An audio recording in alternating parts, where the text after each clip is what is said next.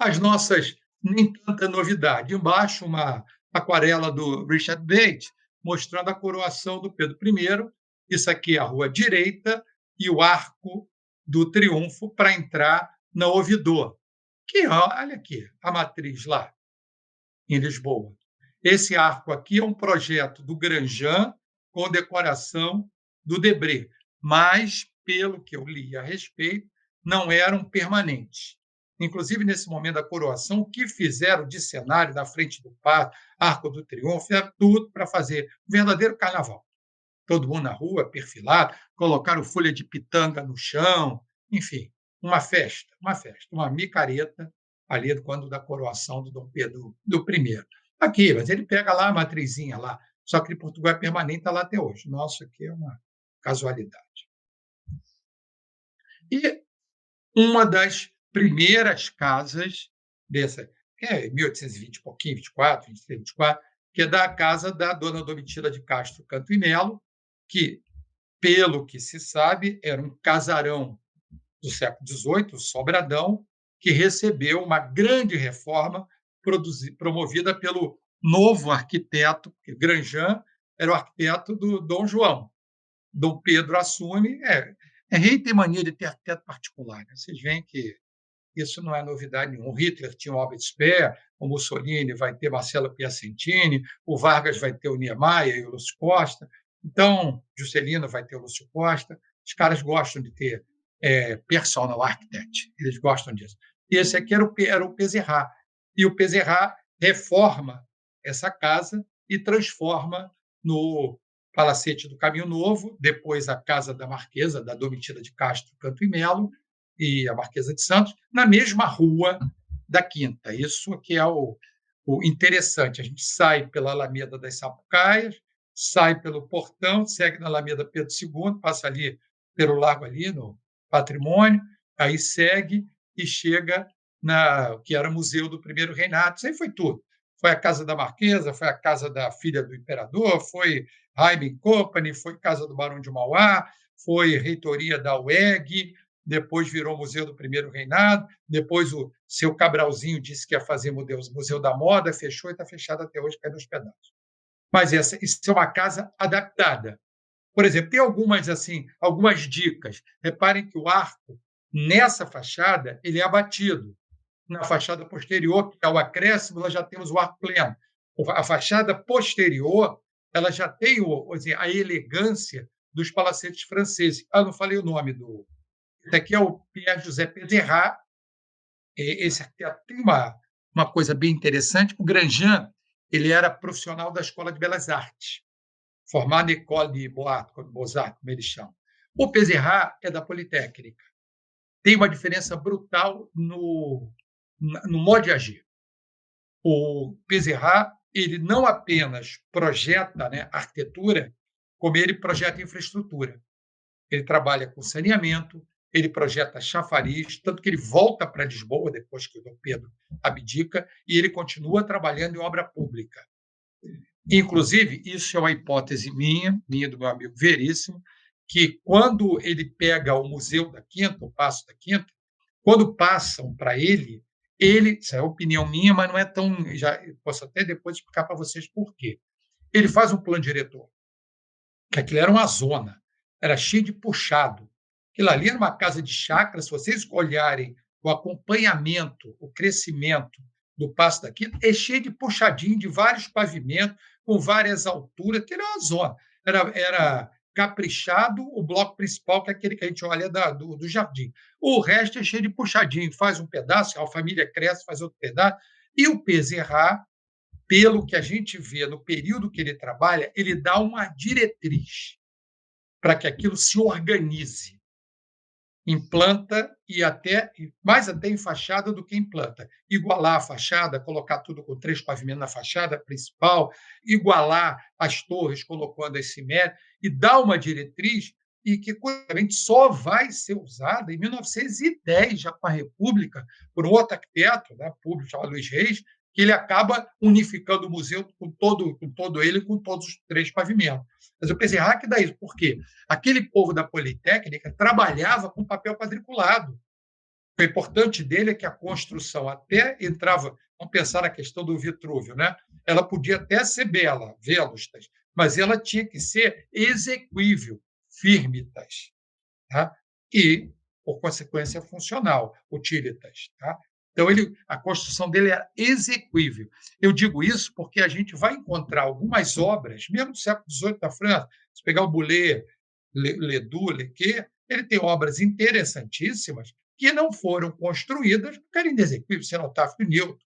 E o próprio Grandjean aqui tem projetos dele maravilhosos, se não me engano, até do Senado, que não são construídos. Pô, se ele não conseguiu fazer o telhadinho da casa da Praça do Comércio, o que dirá aquela cúpula que ele faz para alguns projetos, se eu não me engano, é o Senado. Então, nesse momento, Bezerra faz isso. Então, ele faz esses acréscimos, prepara essa casa, faz umas correções óticas na fachada, usando a decoração para que a fachada não sugira tanta horizontalidade, e atrás ele faz essa composição, que repare que ele é mais uniforme, inspirada naqueles palacetes franceses. E aqui está a planta, onde nós temos uma mudança de modo de morar, onde agora nós temos uma área social valorizada aqui em cima, que nós temos um grande salão, provavelmente de festa, uma sala de música, tocar, essa aqui que é a grande chegada, e que podem ser unificadas. E em cima, aqui nós temos um quarto e um outro aposento, quarto. Repare, nós temos praticamente 2 quartos, embora a casa é para o imperador. E embaixo, uma área muito mais destinada a trabalho e a serviço. E aqui, para refeições. Para que a própria tentativa de planta é uma tentativa de simetria. E o interior? Essa sala aqui é essa aqui, essa daqui é aquela lá do fundo, e essa clarabóia, ela cobre a caixa da escada. E aqui do lado, para vocês conhecerem, a famosa Dona Domitila de Castro Canto e Melo, depois a Marquesa de Santos, que morreu velhinha, como grande benfeitora em São Paulo, deu as terras do cemitério da Consolação, está enterrada lá. Fui até visitar o túmulo dela lá para conhecer Dona Domitila velhinha. Tem lá a foto dela, uma velhinha respeitável. Ninguém levantou a biografia, né? As atitudes pregressas da Dona Domitila. E você depois procura a Titila do Demonão. E nós temos assim paralelas manifestações desse discurso clássico, neoclássico no Brasil. Por exemplo, em Recife, lá para a década de 1840, nós temos esse engenheiro francês, Louis Leger Vautier, que não caiu lá por acaso, não, ele estudou na França com um dos presidentes de província de lá, que convida o Vautier para trabalhar. Ele lembra que ele é engenheiro civil de pontes e calçadas. Ele vai trabalhar no saneamento, aí ele faz o Teatro Santa Isabel. E já que ele está por lá, constrói uma casa para a nobreza de lá, que é a Casa da Ponte do Shoa, que depois virou a Academia Pernambucana, meio miniatura do teatro. Esse teatro ele é a própria obra, e aí não tem nenhuma ironia na história, de um engenheiro, porque ele é eminentemente funcional. Mas quando entra na concepção estética, ele comete alguns pecados que provavelmente um arquiteto da Escola de Belas Artes não cometeria, em relação à proporção, ao acabamento da fachada, à caixa cênica. Ele trabalha da forma mais prática para atender à atividade teatral. Mas os elementos básicos estão ali, ó. Frontão triangular, o eixo de simetria, o arco pleno, o ritmo constante, número ímpar de volta, tudo aqui. Descendo para essa casa, aqui uma curiosidadezinha. Pare que o telhado, a cobertura, quando a gente vai chegar no século XIX, começa a chegar novos materiais. E entre eles, a telha francesa, a telha plana. Telha plana, que inicialmente, de fato, ela é francesa, Marseille, e que ela permite um maior recobrimento por metro quadrado, quer dizer, menor quantidade de telha por metro quadrado, e ela permite um ponto mais baixo do telhado. Então, em alguns casos, é possível baixar esse telhado para que ele não fique com um ponto tão elevado, visível, como era no período colonial. Então, aqui a gente tem um híbrido, o telhado ainda, a cobertura ainda colonial, com a telha capibica, e a platibanda tentando esconder esse telhado. Gradativamente, esse telhado vai baixar e, em alguns momentos, com a relação de proporção, a platibanda vai subir e esse telhado vai deixar de ser visto. Aqui lá no fundo, se a gente tirar e continuar aqui, nós temos 3 casinhas coloniais que foram, não estou dizendo que é isso não, mas foram incorporadas, como a gente vai ver em muitas cidades que recebem essa platibanda ao longo do século XIX. E aqui o teatro, que eu tinha conversado com vocês, o Teatro da Paz em Belém, olha aqui, ó, ali, qual a escala de vilão? São matrizes que vão se perpetuar conforme o dinheiro vai acabar surgindo. Indo para o Rio aí, Dom Pedro abdica, entramos numa regência, assume o Pedro II. E uma coisa, a gente não pode, o neoclassicismo não é um repertório do Dom João, ele é pontual, muito menos do Pedro I, não deu tempo. O grande, talvez, admirador, incentivador, até pelas suas características pessoais, vai ser o Pedro II. É uma linguagem do Império, porém muito mais ratificada no segundo reinado, na gestão Pedro II, que vai assumir em 1845, né? Quando ele assume lá a maioridade, por aí, 40, se não me engano, 1940.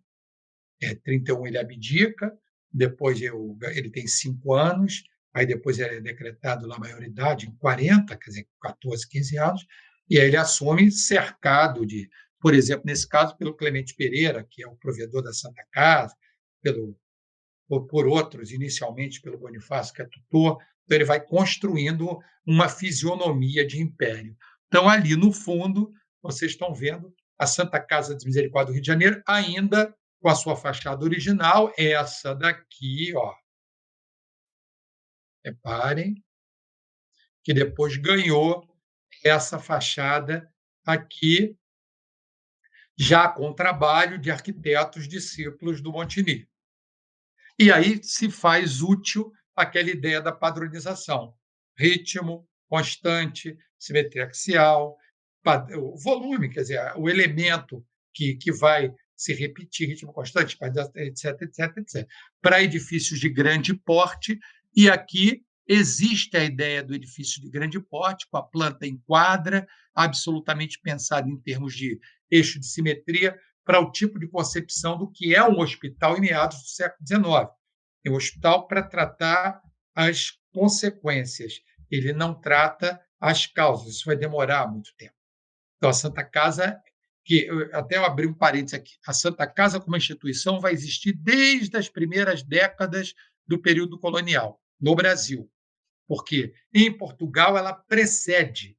A Santa Casa é secular, inclusive era prática de algumas cidades portuguesas, a Santa Casa está presente até em algumas praças, dividindo espaços com a igreja e com a administração. Aqui no Brasil, talvez em Vassouras isso acontece, em alguns outros poucos lugares. Então, é um grande edifício e trabalhando com a ideia, falando de planta, com as alas de enfermaria. A ideia é quantidade. Lamentavelmente, é uma coisa que nem hoje a gente tem, que você precisa de grande número de atendimento simultâneo por conta das pestes e epidemias.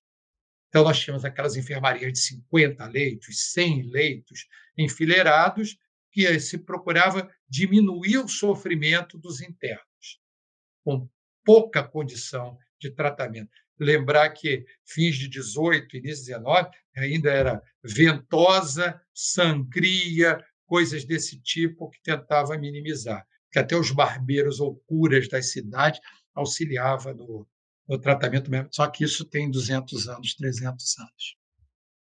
E o Hospício Pedro II, na Praia Vermelha, para ficar bem claro, a Faculdade de Arquitetura, quando ela sai do edifício da Escola de Belas Artes, lá na Cinelândia, no fins dos anos 40, se eu não estou enganado, ele vai ser instalado no hospício que havia sido abandonado e foi requisitado pelo Calmon.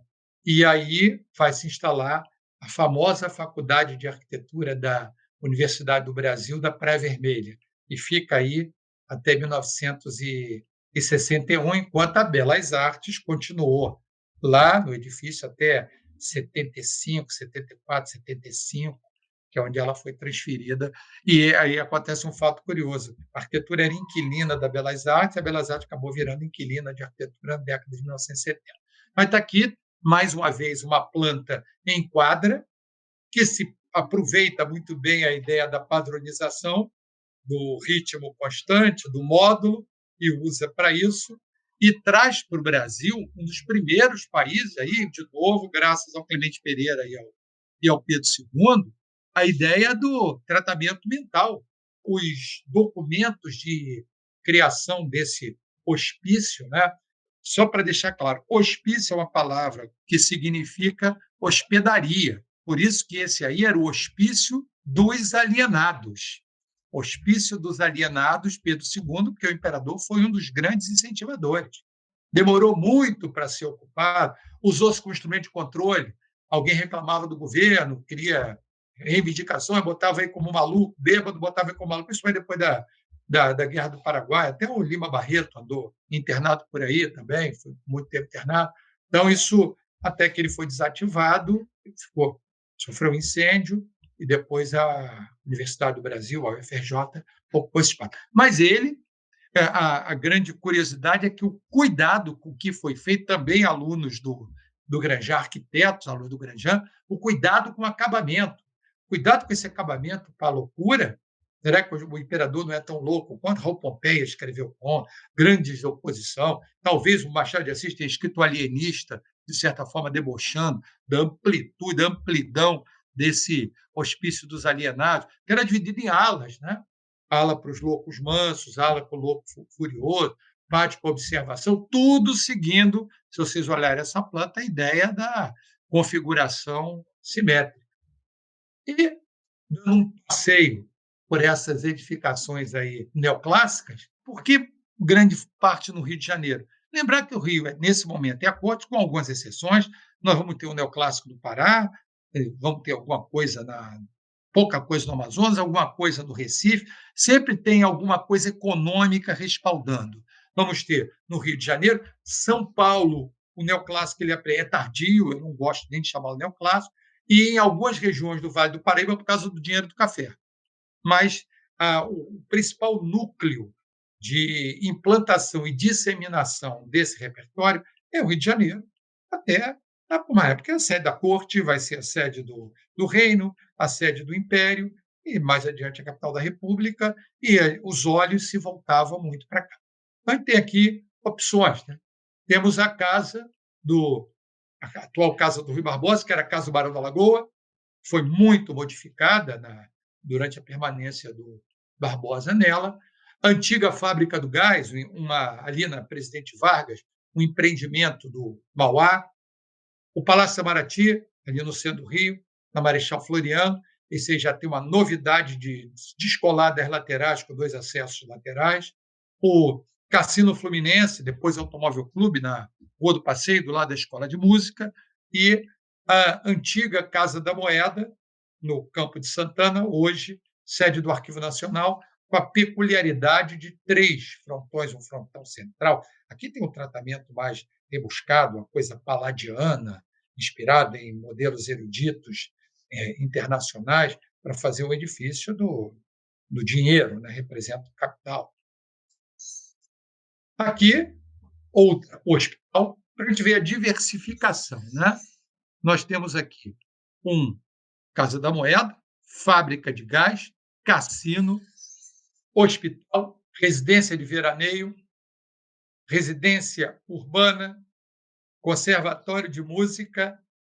Bom, por ordem, Beneficência Portuguesa, ali na Rua Santa Amaro, um hospital, ele substitui o frontão triangular por um arco de círculo. Essa residência do Conde Itamaraty, lá no alto da Boa Vista, fica, inclusive tem uma curiosa, que o porão dela é muito pequeno, então ela fica mais atarracada, tem um cuidado de proporção. Esse belo palacete foi muito tempo sede da Faculdade de Medicina Souza Marques, se não me engano, está bastante deteriorado. Ali, Glória Catete, ele tem a curiosidade de ser frente de rua, né? Já é uma linguagem nova numa implantação antiga. Esse conservatório de música, ali no centro do Rio, próximo à antiga Academia de Belas Artes, provavelmente aproveitando aquela área como área cultural. Esse matadouro público ficou apenas esse corpo central, ali nas imediações da Praça da Bandeira, perto da Escola de Circo, e na área sul, da vertente sul, nessa grande chácara, foi feito o Paço Isabel, que hoje é o Palácio Guanabara, que depois foi muito, muito modificado pela República, entre outras coisas, para intencionalmente acabar a memória do Império. Eu recentemente eu li, mas ainda não me aprofundei, se é uma das causas jurídicas de propriedade mais antigas do Rio, porque ele foi desapropriado pela República, só que não era da família real, era da família do Conde D. E recentemente foi dado ganho de causa e efetivamente desapropriado, que a família D, até hoje, entrava na justiça pedindo a reintegração de posse do Palácio Guanabara, Praça Isabel, ali no eixo da Rua Paissandu. William, eu tenho uma pergunta. Então, faça É naquela parte do frontão, quando não é triangular, quando é um semicírculo, se ela vier ter uma parte interna, é um tímpano também? também. Chama-se frontão também, um frontão curvilíneo, e o interior dessas superfícies se chamam de tímpano. Tá Tá? certo, obrigada. No frontão, não é só porque é triangular, não. Tá? O arco de círculo também frontão, e esse miolo, tímpano. Tímpano estucado. Bem, aqui o Palácio de Petrópolis, atribuído o traçado original a outro engenheiro, o Keller, Júlio Frederico Keller, e desenvolvido por outro engenheiro, Cândido Guiobel, e outros trabalhos acessórios, porque a obra demora, o pessoal dos discípulos do Granjan também. Isso foi feito como moradia e moradia mesmo, 6 meses por ano, a turma ficava por aí, quando esquentava o tempo por aqui, calor, sobe a serra, pega o trenzinho, sobe a serra, fica por lá, quando refresca, desce para o Rio. Tanto que isso é um programa de arquitetura bem enrolado, bem complexo, que ele tanto tem a moradia, quanto ele tem a área de trabalho, né? Sala de trono, reunião de ministro, despacho, e coloca fora do corpo da casa as cozinhas. Novidade nenhuma. O Palácio da Quinta também, as cozinhas eram externas. Olhando para o que é o museu, as cozinhas eram externas do lado direito, onde hoje é aquele anexo mais recente, e se ligava por uma torre, que depois vai ser colocado até elevador. Então, a ideia da cozinha ser lugar tem duas questões. É sujo, é produtora de sujeira, né? Lembrar que nós não temos muito espaço de conservação, então tem que matar uma galinha, matar um porquinho, matar um cabrito, tem que limpar os legumes e verduras que chegam, então é um lugar de sujeira e fumaça. Então a comida é toda preparada e ela é trazida para ser servida no palácio. Esse, inclusive, tem aquela história lá que também não se detectou banheiro, e tem a retreta, que é aquela cadeirinha com furo, com troninho, o sujeito usa e depois alguém quiser leva e joga fora. Então, ele não tem cozinhas, tem as estrebarias, até hoje está lá como espaço museal, o Palácio de Verão de Petrópolis. Que outras imagens. E só para incluir, reparem que essa figura aqui, Grão-Pará, é essa zona que fica lá atrás, que é o lugar dos empregados, eles chamam dos semanários. Então, é um complexo, todos esses palácios, o Palácio da Quinta, esse também, não é só aquilo que a gente vê, é um complexo, abrange uma área muito grande, que tem um viés parecido com o dos castelos medievais, que moram os empregados, a parte toda de abastecimento, os guardas, enfim, é quase um arraial, quase um pequeno feudo, que isso funciona para abastecer a família que aí mora. Esse espaço interno tem algumas poses originais, outros nem tanto, é o Palácio de Verão do Imperador. E próximo ali, eu tenho assim, uma particularidade de admiração por essa casa, que ela é quase como um módulozinho neoclássico. Se eu não me engano, é o Jacinto Rabelo, Zé Maria Jacinto Rabelo, que faz, se eu não me engano, Domingos Monteiro, Jacinto Rabelo, arquitetos da Escola de Belas Artes, e teriam feito esse projeto para o Paço Isabel, lá em Petrópolis. Para que tem um cuidado, é uma miniatura neoclássica de forma muito delicada, mas nem por isso ele deixa de incorporar os elementos de composição.